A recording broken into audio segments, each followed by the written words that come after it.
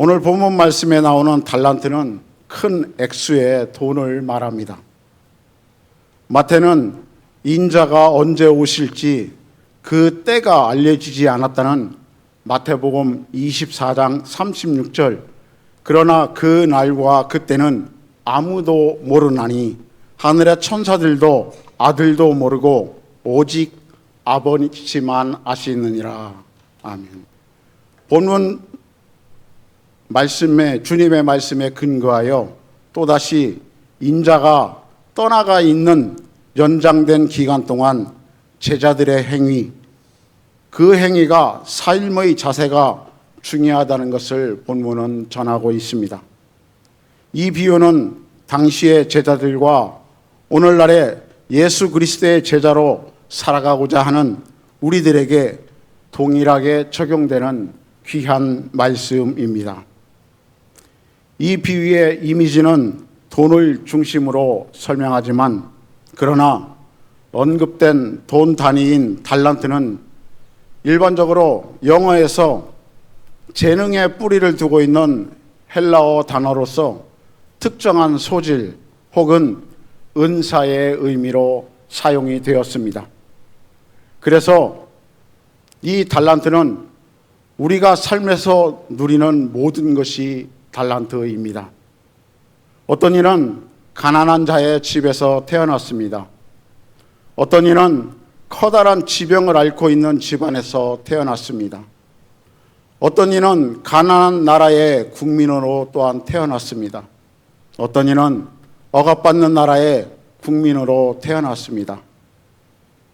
인류의 그 어떤 사람도 이런 삶을 선택해서 스스로 태어나는 사람은 단 한 사람도 없습니다. 또한 우리가 살고 있는 현재 전 세계의 인구 중 현대의 문명을 누리는 인구의 비율은 약 20%에서 30% 수준으로 추정이 된다고 합니다. 세계 인구가 82억이며 우리나라 인구는 약 5,100만이 넘지만 우리는 모두 이런 혜택들을 누리고 있다는 것입니다.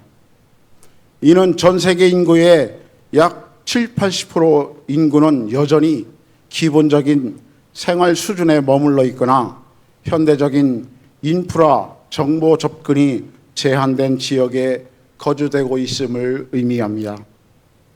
여기에 있는 저와 여러분은 육체적인 달란트와 영적인 달란트를 많이 받은 사람에 속한다는 것을 아셔야 합니다.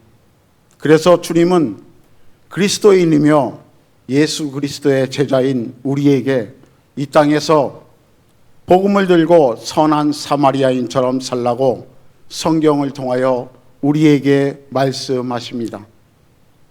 직설적으로 말하면 하나님의 복을 받은 자로 책임감 있게 이 땅에서 살라는 권면의 말씀입니다. 오늘 본문을 통하여서 오늘을 살아가는 그리스도인의 청기기적 삶이 어떤 것인지를 살펴보겠습니다. 첫째, 우리는 하나님의 것을 위임받은 청지기에 불과하다는 것입니다. 자본주의 체제에 익숙한 사람들에게는 받아들이기 힘든 것이 현실이며, 이로 인해 시험에 들어 예수를 믿기 힘들어하는 이들이 있을 수도 있습니다. 현재 여러분이 가지고 있는 모든 것이 여러분의 것이 아니다. 아마도 세상 풍조에 물들은 그리스도인도 무언가 납득하기 어려운 것입니다. 그러나 성경은 그리스도인에 대한 이 땅에서의 삶을 성경을 통하여서 분명하고 명확하게 말씀하고 있습니다. 그래서 성도라 이름하는 사람들 중에서도 자기의 가진 것이 자기의 소유인 것처럼 생각하고 오직 자기의 뜻대로만 사용하는 사람들도 간혹 있습니다. 그러나 여러분, 한번 생각해 보십시오. 이 세상의 만물을 지으신 분이 누구이십니까? 우리가 세상에 올 때부터 무엇을 가지고 왔습니까? 아니지 않습니까? 우리는 다 빈손으로 이 세상에 왔으며 이 세상 만물은 다 하나님이 지으신 것입니다. 따라서 우리가 이 세상에서 무엇을 얻었다면 그것이 어찌 우리의 전적인 소유가 되겠습니까? 그것은 열심히 일하여 얻은 것이라도 그 원 소유주는 오직 하나님이시며 우리는 하나님의 섭리 안에서 사는 자들이라는 것입니다. 하나님은 단지 당신의 뜻에 따라 그리고 우리의 필요를 따라 당신의 것을 우리에게 나누어 주사 잠시 관리하게 하셨다는 것입니다.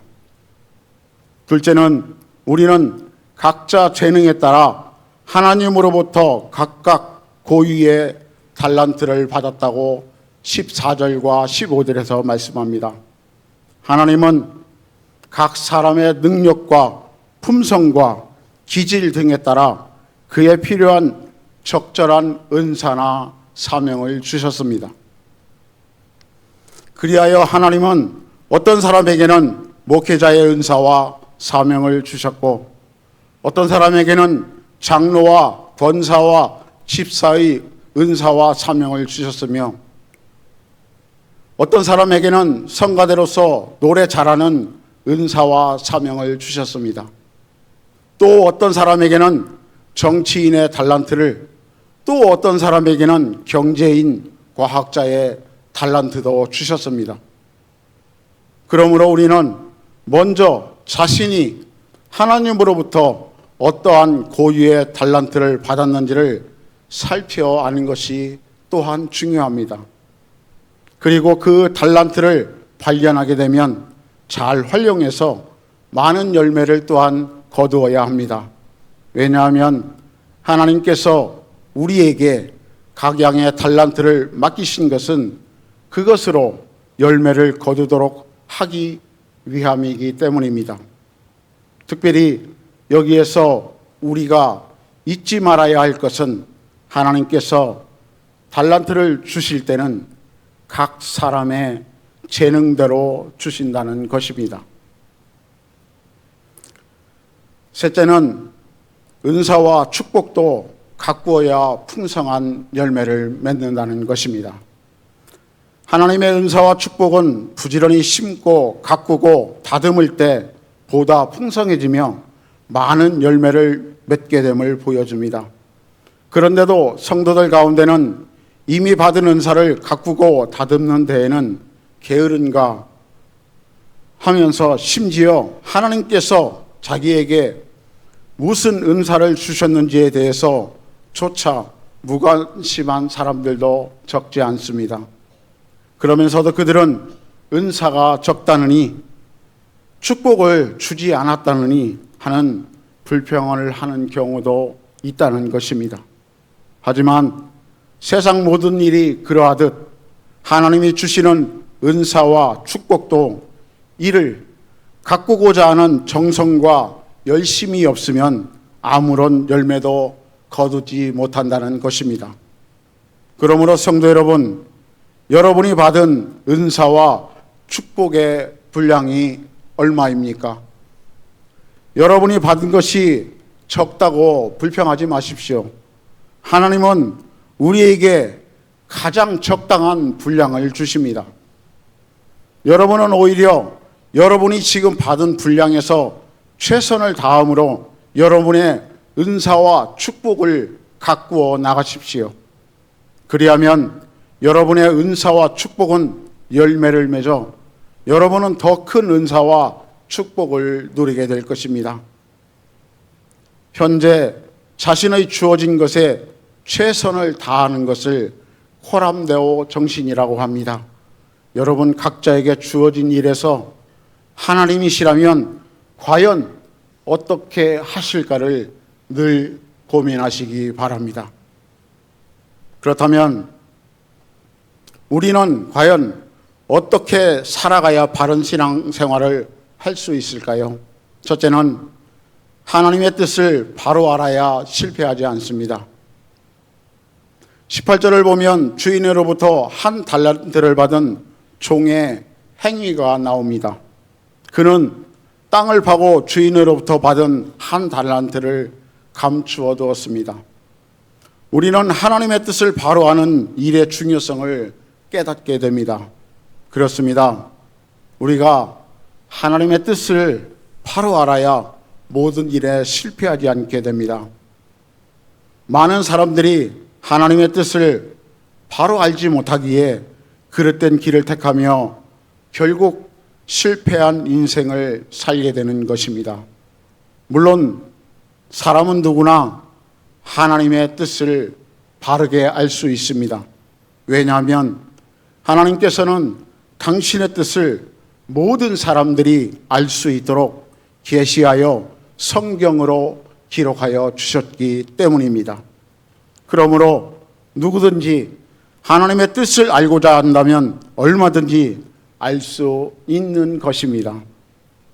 그럼에도 불구하고 많은 사람이 하나님의 뜻을 모르고 실패하는 인생을 사는 것은 하나님의 뜻을 따르려고 하지 않는 교만한 생각 때문입니다. 본문에 한 달란트 받았던 자가 주인의 뜻을 알지 못했던 것도 교만과 게으름으로 주인의 뜻을 제대로 알려고도 하지 않았기 때문입니다. 바로 이 증거가 다른 두 종이 주인의 뜻을 알고 그대로 이행한 사실이 바로 이것을 입증해 준다는 것입니다. 둘째로 우리는 각자 자신의 삶에 대해 하나님 앞에서 최후 결산할 때를 반드시 맞는다는 것을 기억해야 합니다. 오랜 후에 그의 종들이 주인이 돌아와 저희와 결산할세라고 말씀하였습니다. 여기에서 주인이 돌아왔다는 것은 주님의 재림을 의미하며 결산이라는 말은 종말론적 심판을 묘사한 것입니다. 이것은 결국 성도들에게 최후의 심판이 있게 될 것임을 보여줍니다. 성경은 누누이 세상과 우리의 삶에는 끝이 있고 그 후에 하나님 앞에서의 엄정한 심판이 있을 것이라고 강조하고 있습니다. 세 번째로 은사의 종류나 크기보다 중요한 것은 충성이라는 것입니다. 여기에서 우리의 관심을 끄는 것은 5달란트로 다시 5달란트를 남긴 종이나 2달란트로 다시 2달란트를 남긴 종 모두가 주인으로부터 동일한 대우를 받고 있다는 것입니다. 주인은 두 종에게 동일한 상급을 베푸셨습니다. 여러분, 이 사실이 우리에게 보여주는 것은 무엇입니까? 어떤 이들은 아무개 목사님, 아무개 장로님, 아무개 집사님, 아무개 권사님, 그분들이 큰 일을 해서 상급이 크다라는 말을 하는 것을 들을 수 있습니다. 하지만 하늘나라에서는 크고 작음에는 전혀 무관하고 주어진 달란트에 충성되게 그리고 순종의 자세로 하였느냐가 상급의 기준이라는 것을 명심하시기 바랍니다. 그러므로 하나님께서는 은사의 종류나 크기에 관계없이 자기에게 허락한 범위 안에서 최선을 다해 충성한 자에게는 동일한 상급을 주신다는 것입니다. 말씀을 마무리합니다. 29절에서 결론적으로 우리는 영적 악순환이 아니라 영적 선순환을 이루는 신앙적 삶을 이루어야 된다고 우리에게 말씀하고 있습니다. 이 말씀은 자칫 잘못 생각하면 마치 세상에서 흔히 볼 수 있는 부익부 빈익빈의 현상을 정당화하는 말씀으로 오해하기도 쉽습니다. 하지만 주님께서 이 비유를 통해서 하신 이 말씀은 절대로 그러한 의미가 아니라는 것입니다. 우리는 세상 사람들처럼 하나님도 역시 가진 자를 더 사랑하고 없는 자는 멸시한다고 오해해서는 안 됩니다. 그렇다면 이 말씀의 진정한 의미는 대체 무엇일까요? 한 국가가 빈곤을 벗어나지 못하는 이유는 그 나라의 경제가 성장을 거듭하는 대신 다람쥐 쳇바퀴 돌듯 빈곤의 악순환을 거듭하기 때문이라는 것입니다. 예컨대 가난한 나라를 보면 보통 교육 수준과 소비 수준이 낮기 때문에 산업이 발전하지 못한 상태에 있을 때가 많습니다. 그래서 산업을 일으키기 위해 교육과 기반 시설 등의 여건을 마련하고자 노력해보지만 가난함으로 이를 위해 재원을 마련할 수가 없습니다. 그래서 이러한 나라의 경제는 시간이 갈수록 빈곤의 악순환만 점차 심해져 간다는 것입니다. 이는 마치 가난한 사람이 부유하게 되고 싶어도 교육받을 기회가 없고 장사할 자본도 없어 시간이 갈수록 더욱 가난하게 되는 것과 같은 의미라는 것입니다. 사랑하는 성도 여러분, 모든 사람이 똑같은 달란트를 받은 것은 아닙니다. 그러나 우리는 자기가 받은 것에 충실해야 합니다. 그래서 2달란트 받은 사람은 5달란트 받은 사람과 정확하게 똑같은 칭찬을 듣는다는 말씀을 다시 살펴보면서 만일 1달란트를 받은 사람도 잘 사용했더라면 칭찬을 들었을 것이라는 사실을 여러분 꼭 기억하시기 바랍니다. 자신이 받은 대로 그것을 사용한 제자들은 잘하였다, 착하고 충성된 종아라는 놀라운 칭찬을 받을 것이며 종말의 축복이 가져다주는 기쁨을 충분히 누릴 수 있을 것입니다.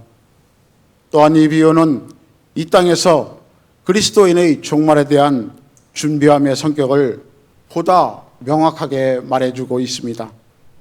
그것은 단순한 수동적인 기다림의 의미가 아닙니다.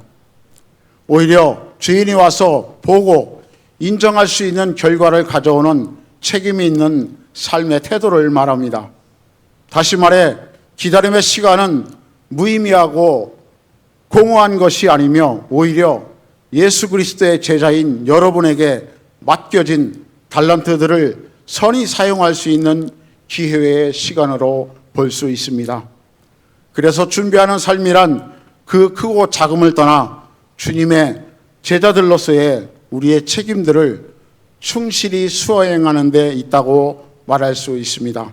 사랑하는 성도 여러분, 책임의 크기를 조정하시는 분은 절대적으로 하나님이십니다. 제자의 의무는 그 크기에 상관하지 않고 자신에게 부여된 역할을 충실히 수행하는 것입니다.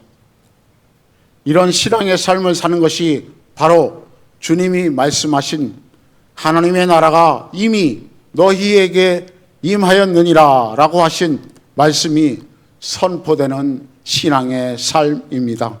이 한 주간도 각각의 달란트에 충성된 자로 살아내시길 간절히 바랍니다. 기도하겠습니다.